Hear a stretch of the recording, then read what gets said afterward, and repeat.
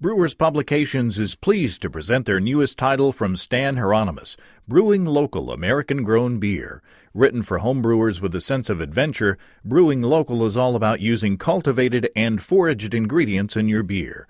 For those who are ready to go beyond pumpkin beer and start making beer with lesser-known ingredients like pawpaws and cow parsnip, Brewing Local is a must-have guide.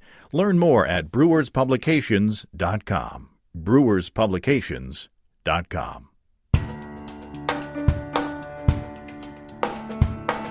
Welcome to Basic Brewing Radio for Thursday, November 10th, 2016. I'm James Spencer.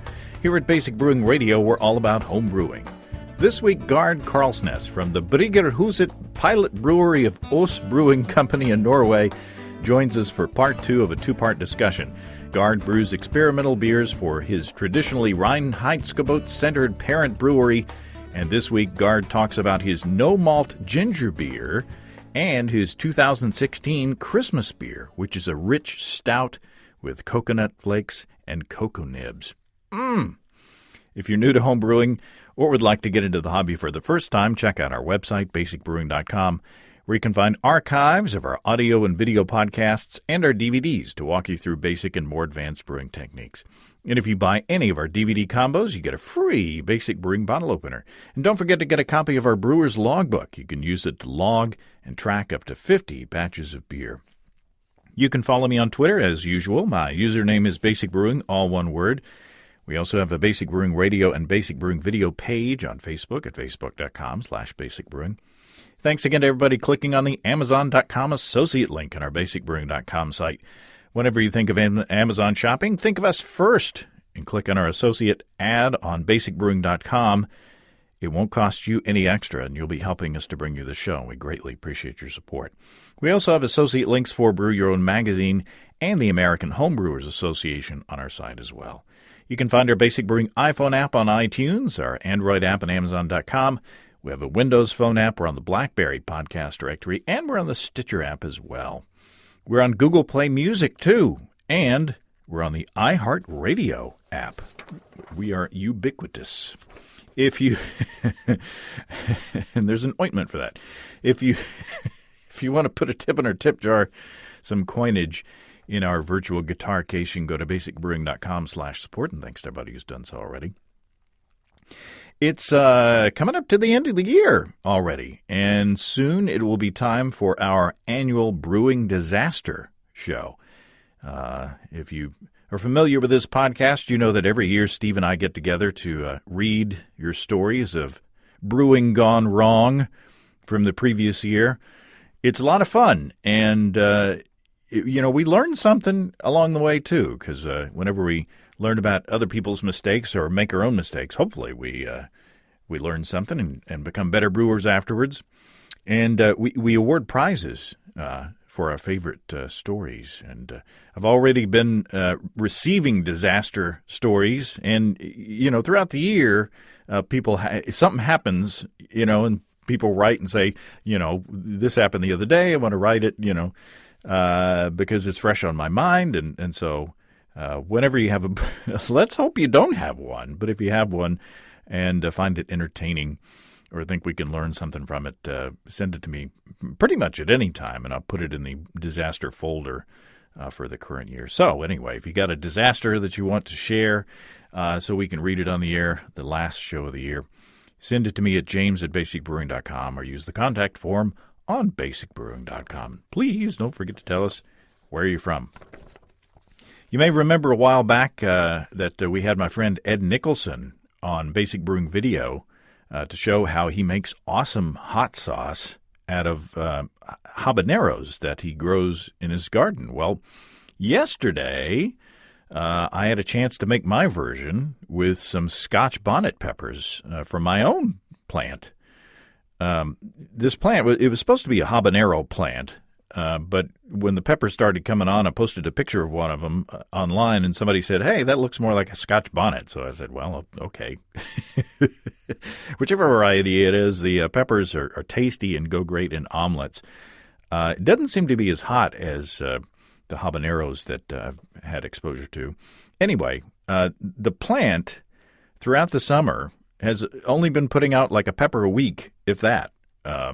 But this past couple of weeks, the pepper plant has really been making up for its summertime laziness, and it's really been cranking out peppers like nobody's business. So yesterday, I took 35 of these little these little things, lopped off their tops, and put them, seeds and all, into a pan with half a white onion, 4 garlic cloves, most of a small package of baby carrots. I didn't weigh them to see how much they were, and enough white vinegar to cover all of that. And I brought it up to a boil and simmered that for an hour outside on an electric hot plate, so that I wouldn't gas my whole house. And after it simmered for an hour, I cooled it in an ice bath and put the solids into a blender with enough of the liquid to make the consistency that I like, and blended it all up and topped that off with the juice from 1 lime. And boy, that stuff is good. I made enough to fill 2.5 12-ounce beer bottles. And it's not as hot as most of Ed's batches have been, but the flavor is really nice, and the lime really adds a bit of citrus at the end. And there is enough heat there to make it interesting. But most of the seeds wound up in the bottom of the pan after I got done. So, that usually Ed takes out the seeds in his. So I don't know. Maybe my peppers just aren't as hot as habaneros. And I told Ed about my version, and he says that he has some Carolina Reaper sauce to share. So I'm excited about that. I may not be able to taste anything afterwards, but but I am excited about trying it. I'm also very excited because of a present I got from our sponsors, Desiree and Dave of High Gravity in Tulsa. Out of the blue last week, the FedEx truck drive up, and I got a FedEx package, and it turned out to be a Warthog EBC 130 electric brewery controller. Now, I haven't had a chance to brew with it yet, but I've been looking through the instructions, and it's got some features that make it an upgrade from my original controller that came with my high-gravity electric brew-in-a-bag system. It's got a mash mode, a boil mode. It's got a timer. It comes in both a 240, which is what I have, and a 120-volt version. And you can see Dave demonstrate the controller and go through all the features at youtube.com/high-gravity-brew. That's youtube.com/high-gravity-brew. And now, for those with more sophisticated setups, there are more controllers added to the Warthog family, the EBC 330 and the EBC 350. So I'm really happy with the controller that originally came with my high-gravity electric brew-in-a-bag system, so I can't wait to work with the EBC 130. You can check out all the controllers and all the electric brewing systems at high-gravity-brew.com. It's high-gravity-brew.com. Okay, let's get into the second half of our fun conversation with Gard Karlsnes, where he talks about the challenges of introducing non-Reinheitsgebot ingredients into his pilot brewery. Well, let's talk about maybe the most unusual beverage that you sent us, the Session Ginger Beer. And should we put beer in quotation marks? Oh, that's talking about soapboxes. It's difficult because when we tried to figure this out, is that both ginger beer and ginger ale is used for alcoholic beverages containing ginger. And they are, as far as we think about it, they are different from beers flavored with ginger. So there is no malt in this, and there are no hops.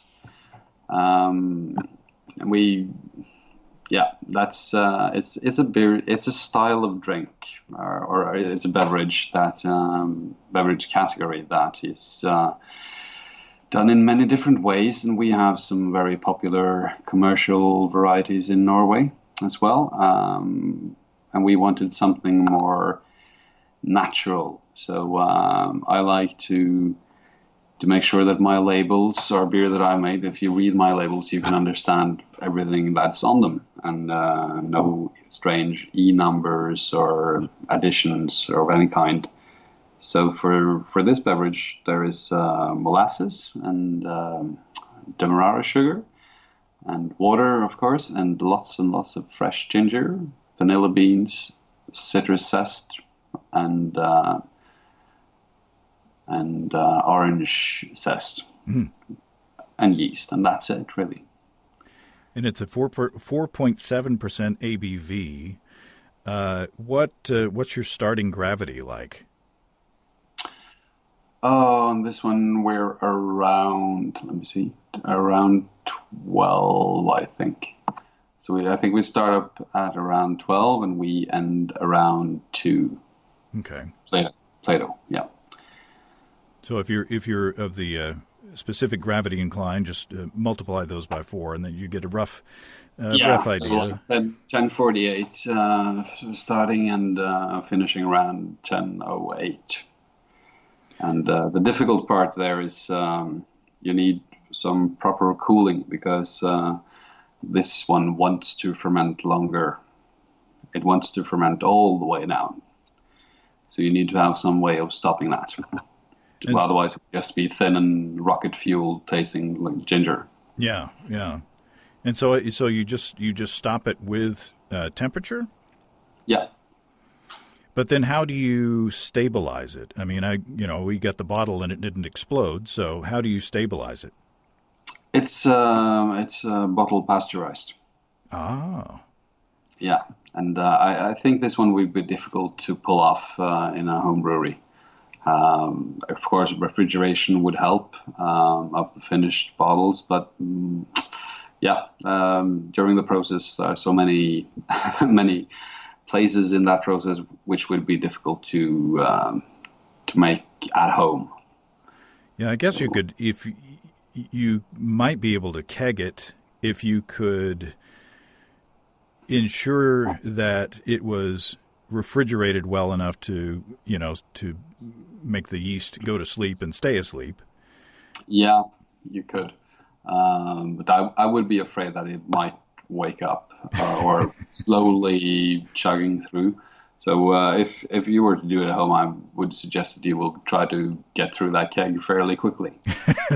I wouldn't leave it standing out, at least not in room temperature for long, because it would probably start again at some point. Yeah. Yeah. Yeah. So pasteurizing to lock in the taste is crucial there. And the ginger is also added both in the because we make a full-size wort. It's not made like a soda with a concentrate that you just add water and booze to. So we boil a full-size wort with the aforementioned ingredients and let it ferment. And I'm just trying to brainstorm, ways that you could stabilize it at home. It wouldn't do to bring it back up to a boil to kill the yeast, because then you'd be boiling off some of the alcohol, and you'd probably be ruining some of the delicate flavors as well. Yeah, I think so. Or I don't know how you would go about pasteurizing a whole keg, because if the container is closed and carbonated, maybe, but I think that would be very dangerous. So I wouldn't recommend. What would you say in your country? Like legal disclaimer: don't try this at home. Yeah, or something, just to make sure no lawsuits. That's right. Well, lucky for us, you were able to brew it and send us a bottle. So here's the tasting of Stephen and me with the Session Ginger Beer. Okay, on to the Session Ginger Beer. This is a very interesting drink and something I've never tasted before. I've never had anything that tastes quite like this. And it seems to me to be kind of a ginger teeny. So if you could imagine making a cocktail with ginger liqueur, a little brandy, a little vodka, maybe a little simple syrup if the ginger liqueur wasn't quite sweet enough, a twist of lemon, shaking that up, and then adding the twist of lemon into a martini glass. That's what this kind of tastes like to me. which of course it isn't. But it's a very complicated flavor, and it's very interesting. I don't know that I could drink pint after pint of this, but I quite like it. And it must be the molasses and the how do you pronounce it? I want to say Demerol, but that's not quite it, because I'd be asleep by now. But the sugar, and so it's got that little bit of burnt sugar, kind of like that little crust on a cookie, that's just burnt just enough. It's got that going on in there, but then again, and then there's no malt backbone to it, so it's very interesting. But it's not thin. It's got viscosity in there that makes it more substantial than, say, drinking like an alcoholic ginger ale. Yeah, I'm thinking more like liquid ginger snap with a little bit of lemon juice, just a tiny bit of lemon juice sprinkled on the top. Works for me. But this is nicely balanced. I think that the ginger is very upfront, yeah. but it plays well with all the other characteristics. Well, I really like ginger a lot, and I cook with it, and we eat it quite a bit at our house. And I don't know if you remember the time we made the ginger cookies on the show. It's been a few years ago, but we put in so much ginger, and we were both like, oh, okay, this is going to be, but it wasn't. And so we had every kind of ginger you could think of, and this kind of, well, it's along the same line. It's just right. This is like the mama bear of ginger drinks. So very nice. Like I said, I thought it tasted like a ginger snap cookie with a bit of citrus, a bit of lemon, sprinkled on the top. Very, very nice. Yeah, I think it's quite fun, and it's like refreshing, and it pairs well with Asian food, like sushi or Thai food. It works excellent with those kind of dishes that have those spices in them from the beginning. That works very well, and it's quite fun to be able to release, because this was the first beer that was scaled up from the pilot brewery and bottled, and it wasn't a beer, which came as a surprise to me, really.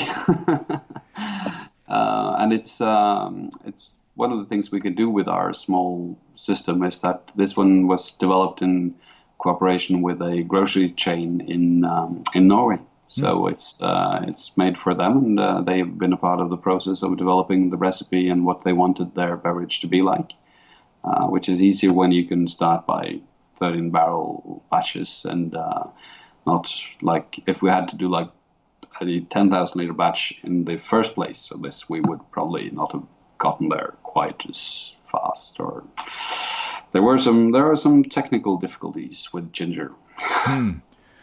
Those fibers will last through anything. Those are cockroaches, I think.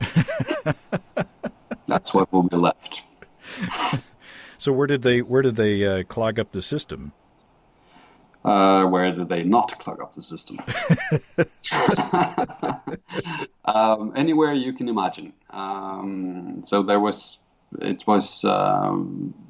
was important to contain them to the tank, and we developed some techniques there, which we won't talk too much about. If you can get those fibers to stay in the tank, you're mainly good. You will get them out eventually.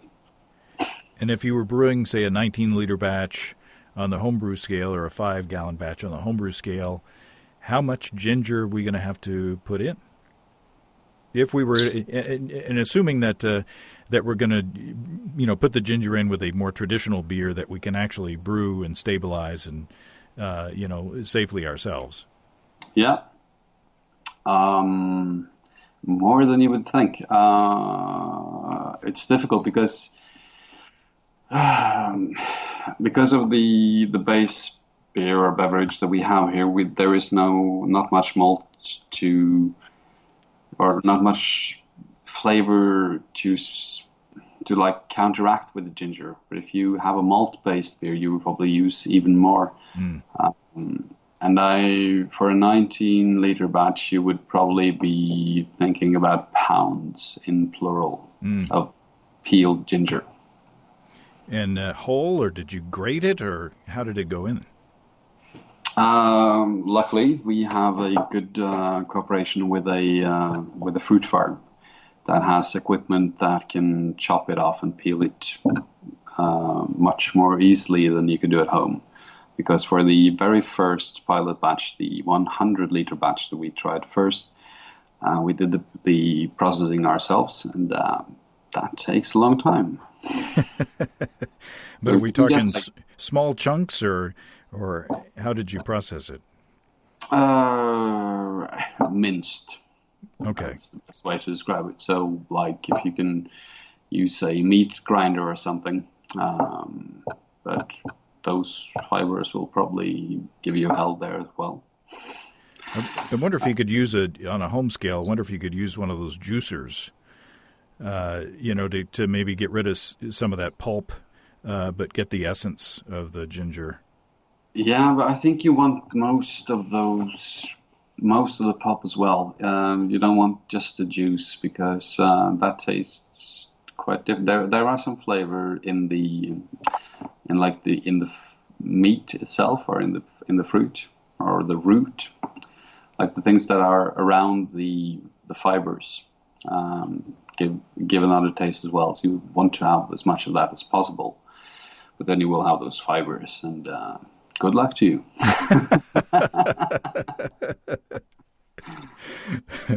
Yet another reason not to try it at home.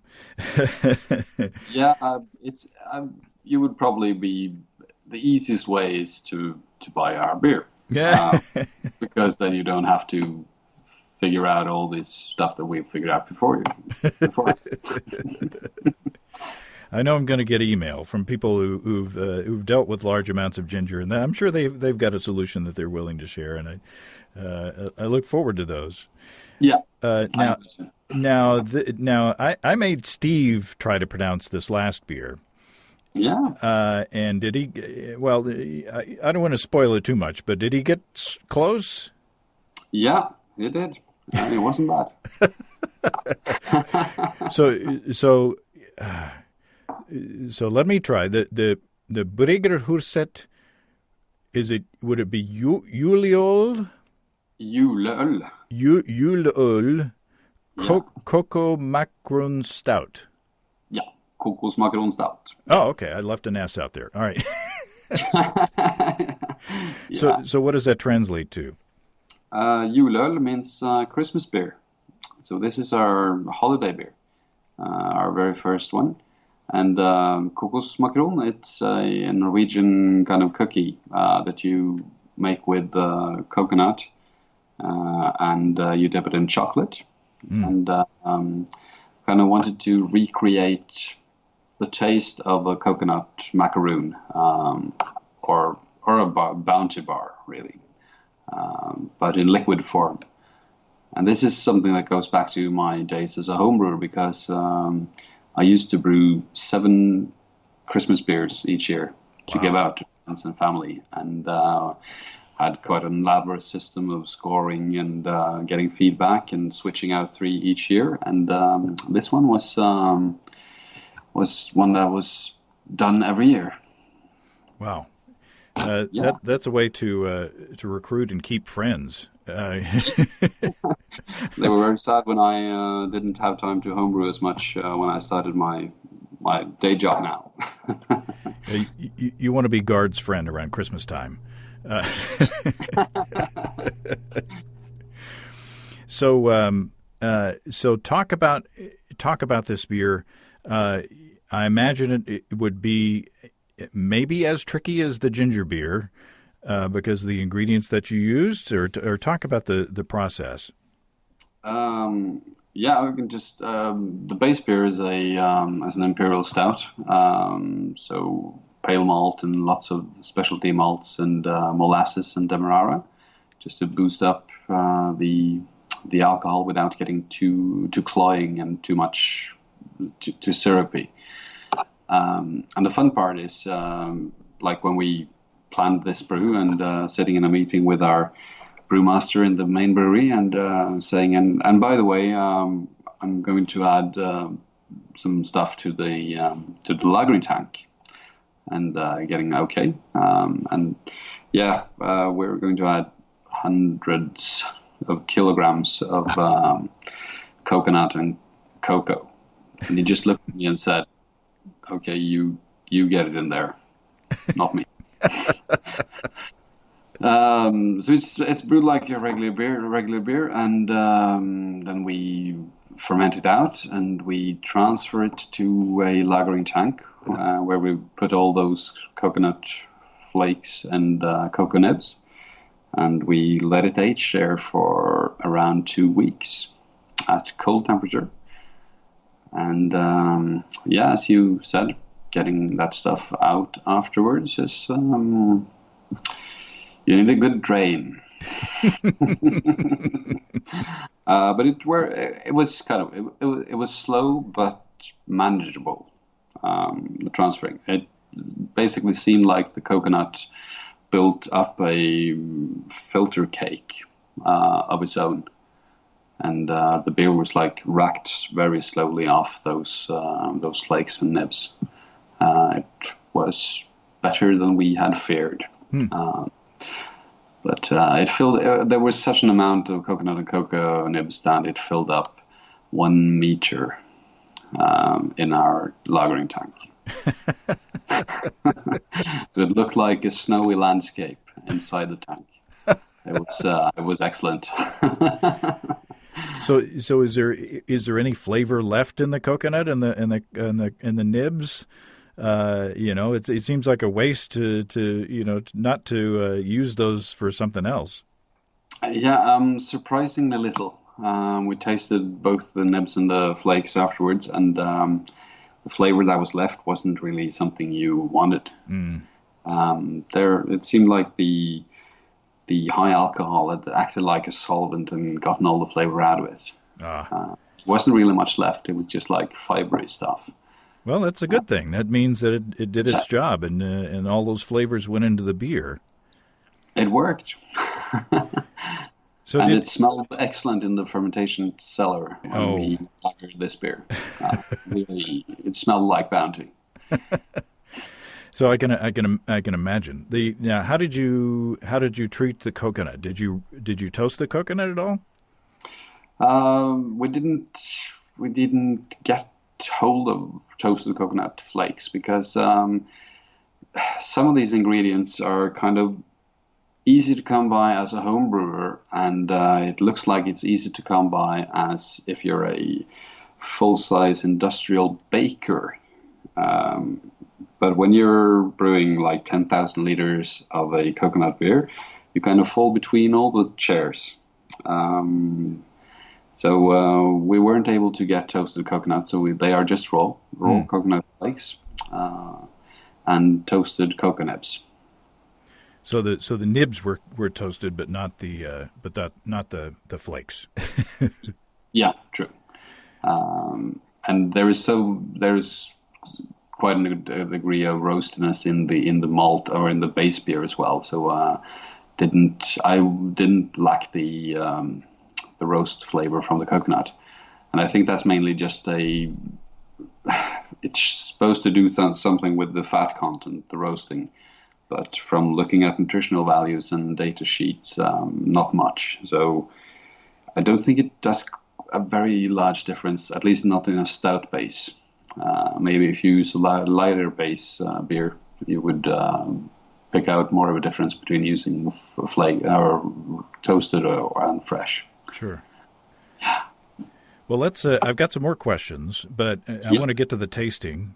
So here is Steve and myself tasting the Christmas beer 2016. Okay, you get to try to pronounce both the name of the brewery and the name of the beer. Bryggerhuset, and that's the brewery, I think. And then Yuli, I would say Yuli, Cocoa Smackaroon Stout. Cocoa Smackaroon Stout. Sounds good to me. With my southern accent. Y'all. Very well done. Well, As is the beer. Someone else will be a judge of that. On the other hand, the beer is quite good. Yeah. You go first. This is a big chocolate bomb, and the coconut is very pronounced, but I really am keying on the chocolate in this. This is like a Mississippi mud pie. It's really chocolatey, and I love it a lot. And the coconut does taste toasted. Is it toasted? I can't remember, but it seems like it is to my palate.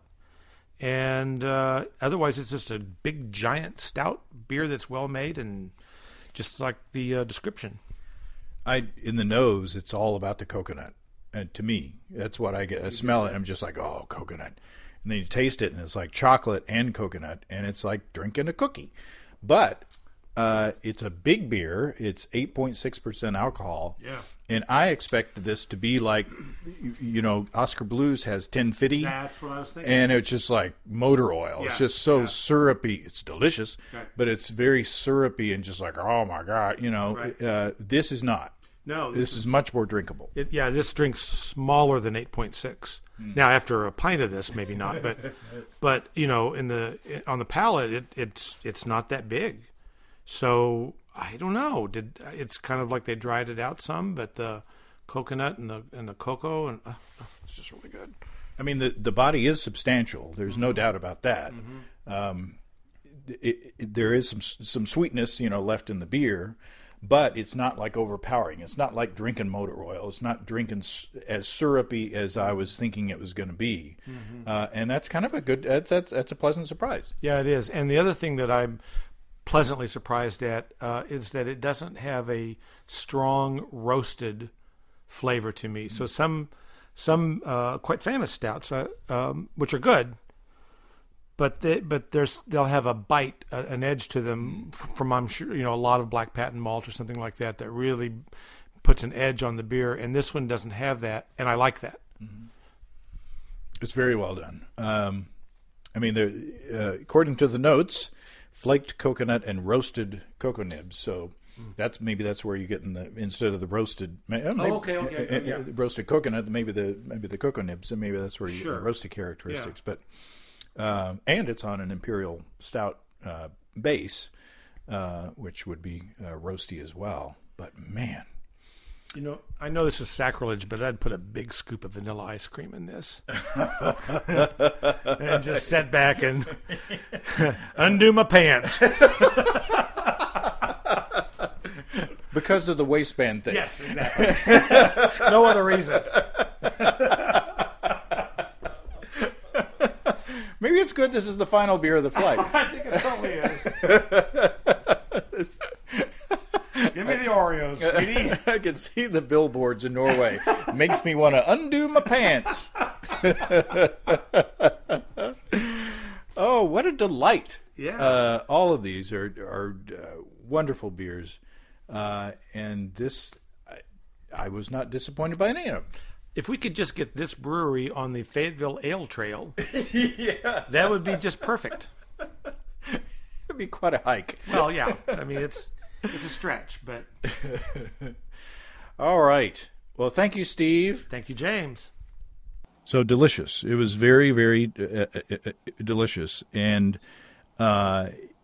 we commented, that we expected it to be like motor oil. We expected it to be this thick, syrupy, delicious, chocolatey beverage, but it was surprisingly drinkable. And you mentioned sugar in the brew, and I think that's what did it.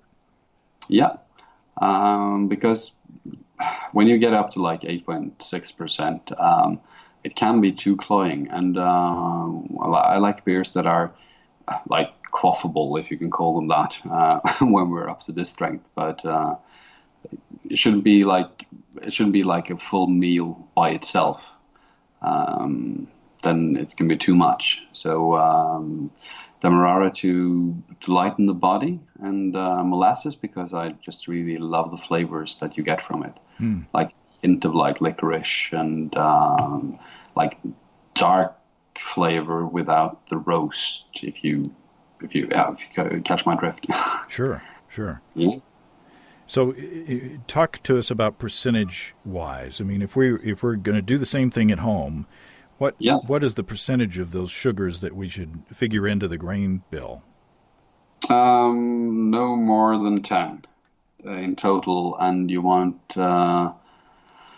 let's see, if we go by 10%, you would want no more than 2 of molasses because it can be too much. And no more than 10 in total of the sugars. And how do we figure the amount of cocoa or coconut and cocoa nibs to put in there as well? I'm trying to get all your secrets here, Gard. Yeah, I know, I understand, and if there's something that you can't, if there's how much you want to have. It's kind of, it will depend enormously on which temperature you lager it at, I think, because we were lagering at close to 0 Celsius, and we needed to use a lot. So for a 19-liter batch, again, I think pounds. I would imagine around conversion around. I would try it at 2 pounds first. Of each? I won't say anything now. No, not at each. That would be overkill on the cocoa. You want to use less than half of the amount of cocoa than of coconut. So if we're doing a traditional ale fermentation, racking into secondary onto the coconut and the cocoa nibs, you think maybe less?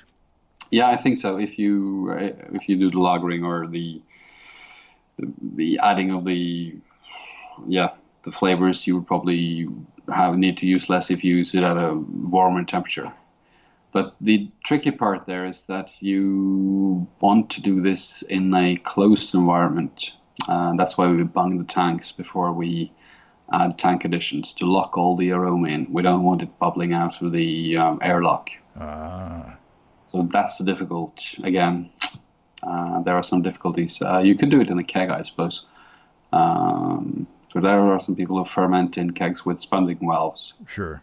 That will work. So, is there a lot of fermentation action after you add the coconut and cocoa nibs? Is there a lot of sugar in there, or is there an appreciable amount where you would want to be careful about pressure? No, it seemed we know that the beer had fermented out and the yeast had flocked out, but we did see that there was some activity. So there is something that the yeast picks up from the sugar or from the coconut and the cocoa. But how much it really was, and in a homebrew scale, it might be just negligible. There's probably a little bread. Probably a little bread on that coconut. No bread. They actually, when we buy Kuna, we get data sheets that are they are tested, and there is no bread on them. This will not ruin the centuries-old brewery. And again, it's the same process. It's just separated out all the material, all the coconut and cocoa, and it's bottled and bottle pasteurized to lock in the flavors, just to be on the safe side. Sure. Like I've learned a lot from listening to Lauren Salazar from New Belgium about pasteurization. So I think if it's good enough for New Belgium and Lauren, it's good enough for us.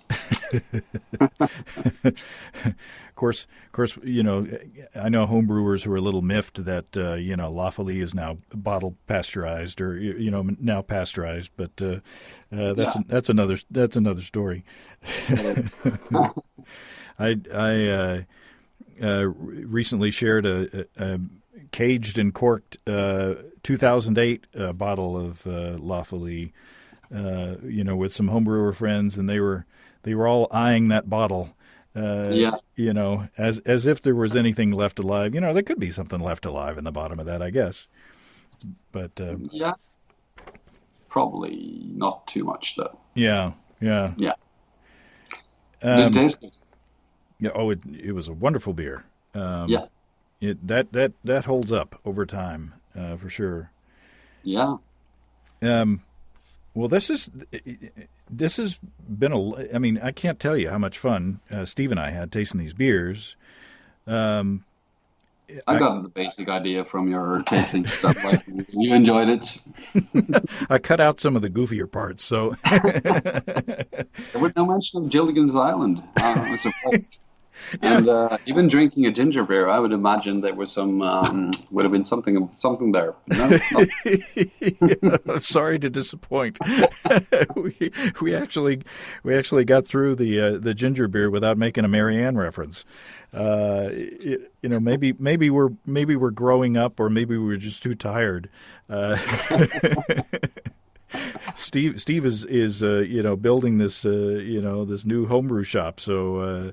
He's been working 15-hour days lately, so he's hopefully I have it on the stress. Yeah, there you go. Yeah. So what else have you got in the pipeline? What other kind of either your twists on traditional beers, or what other kind of off the wall beers are coming down the line? I think the most exciting project is we've started a cooperation with a cognac brand in Norway, Gard Karlsnes, where we have borrowed 2 cognac barrels from them, and we've fermented a barley wine that's now maturing in those barrels and picking up tastes from both the cognac and the oak. So that's 800 liters in total. And that will be, it's one of the exceptions that I've mentioned that with the pilot brewery does kegs, but this beer will be hand bottled. Wow. Available for sale in Norway. I'm not sure how much you know about Norwegian alcohol laws. Not much. No. So that would be like a whole episode by itself, just to give you the basic idea. In Norway, you're not allowed to sell any alcoholic beverage above 4.7 in normal stores. So anything above that goes to the state-owned wine monopoly stores. So we have to sell that beer through those stores, and we'll also make it available for like restaurants and bars and stuff. And that's the first beer, and we'll just see how that project goes along. It will be extremely exclusive with around 1,200 bottles available. So Wow. That's very exciting. And it's also fun to work together with Gard Karlsnes, because they're also they have their founder was Norwegian, and they are family owned, and we share some values and ideas and stuff. So it's a fruitful cooperation. Yeah, that sounds like a lot of fun. Yeah. Now, is your approach to the barley wine similar to your approach to the Christmas beer? In that, is this going to be a more kind of a substantial mouthfeel, syrupy kind of beverage? Not very much so, but it will be around 10, 11. So the alcohol kind of thins it out a little bit as well. So the base beer has a high residual sweetness, but it doesn't drink like that. At least not now. But who knows what will it be like when it's done maturing? Yeah. It's kind of also quite fun because I can't go around asking anyone at the brewery technical details about maturing beer in oak barrels, because we haven't really used any wood in our brewery for at least 70 years. So it's kind of a shot in the dark, or just making it up as you go along. That's very exciting. I like. Yeah. You're again. It's like it's the homebrew spirit. Making up your own rules as you go along. Yeah, and you learn quite a lot, because things that are easy on a 20-liter scale is not not necessarily easy on a larger scale, and some things that are difficult at home is easier when you're doing it like professionally. So there is some transfer of knowledge both ways, definitely. Well, this is very exciting, and again, I appreciate your generosity in sharing these beers with us, and keep in touch. It'd be interesting to at least hear, of what you're doing and some, any new things that come along. Yeah, will do. And it was no problem sending you bottles. My wife was just happy to carry all those beers over in her suitcase. She'll do it again, she says. All right, so I can't tell if I'll send you something later as well. Oh, well, that would be awesome. I hope you're not being sarcastic. Trying to be funny.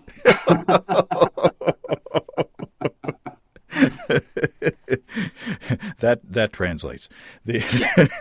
I'm sure my wife would be more than pleased to pack bottles in her suitcase as well. Yeah, wouldn't any wife. All right, Gard. Well, thank you very, very much again, and best wishes. Thank you. It's been a pleasure, and if you're ever in Norway, just make sure you stop by. Oh, you bet. Well, thanks again to Gard and to Steve. I have in mind that I want to brew a chocolate coconut stout now. Or maybe I'll brew a tasty stout and split it, flavoring with the coconut and chocolate in one half and something else in the other half. Or maybe I'll just keep it plain. I always get inspired when I talk to creative brewers, especially when I can taste their beers. And boy, I really appreciate Gard and his wife for getting us those beers so that we could taste them. Don't forget to send your disaster stories, your stories that we can use in the last show of the year. And along with those, if you have brewing questions, show suggestions, or just want to say howdy, write to james@basicbrewing.com, or just fill out the contact form on basicbrewing.com, and please don't forget to tell us where you're from. You can check out our support link where you can throw a couple of bucks into the tip jar by subscribing financially to our podcast, and thanks to everybody who's done that. Be sure to check out our DVDs, Extract Brewing, Partial Mashing, Stepping into All-Grain, Low-Tech Lagering, and Decoction Mashing, and Introduction to Wine Kits. You can find them all on our site. You get a free Basic Brewing bottle opener with any DVD combo. You can check out our Basic Brewing shirts in the store as well. You can find our logbooks where you can track and log up to 50 batches of beer. Check all that out at basicbrewingshop.com. Thanks to everybody who's continued to click on our Amazon.com link. We appreciate the support. Our featured products this week that were purchased through the link are Oster Reverse Crush Counterforms Blender with 6-cup glass jar, 7 speed settings, and brushed stainless steel red finish. Well, you could make some hot sauce in that. And Palram Grow Station Raised Garden Bed. And you can grow some peppers in that. It's a theme. Thanks again, everybody. And remember, I can't tell who bought what, so no worries there. Just click on the Amazon.com logo on our site the next time you feel like Amazon shopping. We greatly appreciate your support. Don't forget, you can also join the American Homebrewers Association and subscribe to Brew Your Own magazine through the associate links on basicbrewing.com. That's all until next time. Until then, thanks for listening, everybody. I'm James Spencer. Production help for Basic Brewing Radio and our website is provided by Kelly Dodson. Basic Brewing Radio is a production of Active Voicing. We'll talk to you next time, everybody. So long.